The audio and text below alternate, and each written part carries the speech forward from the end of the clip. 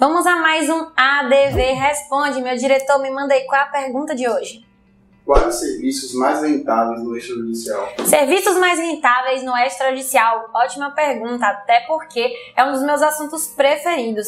Eu fiz no meu escritório uma pequena gestão de entender quais eram os serviços que me remuneravam melhor dentro do extrajudicial. Por isso, eu trago aqui com propriedade esses 3 serviços que eu entendo que são os mais rentáveis no extrajudicial.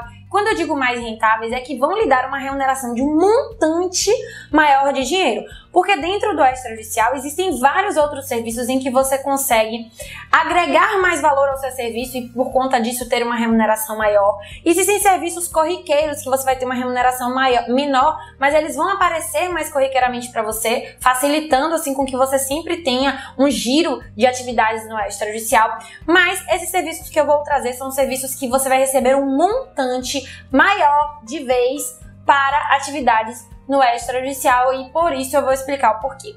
O primeiro serviço é o inventário extrajudicial e eu digo inventário porque você pode ser um advogado de família, de sucessões, um advogado de imobiliário que atua aí com demandas de inventário extrajudicial. Ou seja, tem mais possibilidades de área de atuação para que você faça inventário extrajudicial. E por que, Gabriela, que o inventário extrajudicial ele remunera legal? Porque quando a gente fala de inventário extrajudicial, nós estamos falando de um montante de valor dos bens ali envolvidos. Vamos supor aí que o falecido deixou uma casa e um imóvel. Já temos ali um valor de bens aproximado de 150 mil reais. Isso vai trazer uma remuneração em que o advogado vai pautar a sua atividade no valor do monte-mor, no valor dos bens envolvidos naquele inventário partilha ou inventário adjudicação, se a gente estiver falando de apenas um herdeiro. Então, a gente consegue aí ter uma remuneração baseada no valor em que envolve aquele inventário extrajudicial, dando a possibilidade para advogados de mais de uma área de atuação poderem fazer e atuar aí nesse inventário. Então, o primeiro serviço que eu trago para vocês que tem uma remuneração excelente. O segundo serviço não poderia ser diferente, é o uso capião extrajudicial. Nós temos pesquisas indicando que existem mais de 50% de imóveis irregulares no Brasil. E uma das formas de regularização de imóveis é através do uso capião extrajudicial. E temos pesquisas também indicando que um imóvel que não está com a propriedade regularizada, ele desvaloriza cerca de 30%. Ou seja, se a gente estiver falando de um valor de um imóvel de 100 mil reais, ele perde cerca de 30 mil reais de valorização na hora da comercialização por conta da falta de regularidade da propriedade. Então, o que isso significa? Se o advogado que fizer esse uso capião extrajudicial conseguir devolver ao imóvel a sua valorização, né, esses 30% de valorização por conta do seu serviço, da uso capião extrajudicial que vai regularizar essa propriedade, ele tem até essa margem de 30% do valor do imóvel para fixar os seus honorários advocatícios. Então, se a gente estiver falando de um imóvel de 100 mil reais, você tem até 30 mil reais aí de possibilidade de ter uma renda no uso capião extrajudicial. Um serviço muito mais célere do que se fosse feito judicialmente. Então, a gente tem uma média aí, se tudo ocorrer muito bem, de uns 9 meses você finalizar um uso capião extrajudicial.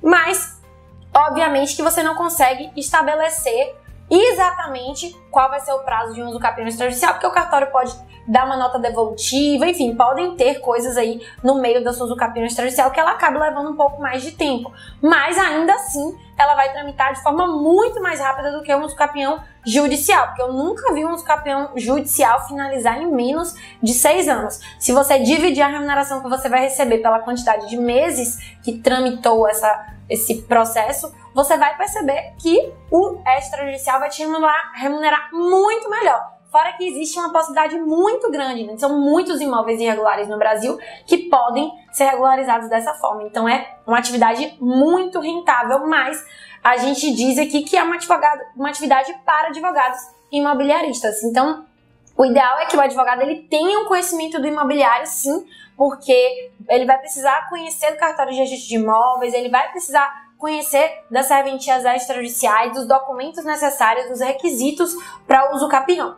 E o terceiro e último serviço extrajudicial que dá mais rentabilidade ao advogado que eu vou trazer aqui é o divórcio extrajudicial. Também temos pesquisas que o número de divórcios no Brasil supera até a quantidade de casamentos. Então, com certeza, é uma área de atuação aí incrível para o advogado que quer atuar no divórcio extrajudicial. Além disso, temos também a dissolução de união estável, em que o advogado é parte essencial. Então, não se pode dissolver uma união estável ou fazer um divórcio extrajudicial sem a assistência de um advogado, assim como não é possível para inventário e uso capião extrajudicial. O advogado é requisito obrigatório para todos esses documentos que eu tô falando aqui.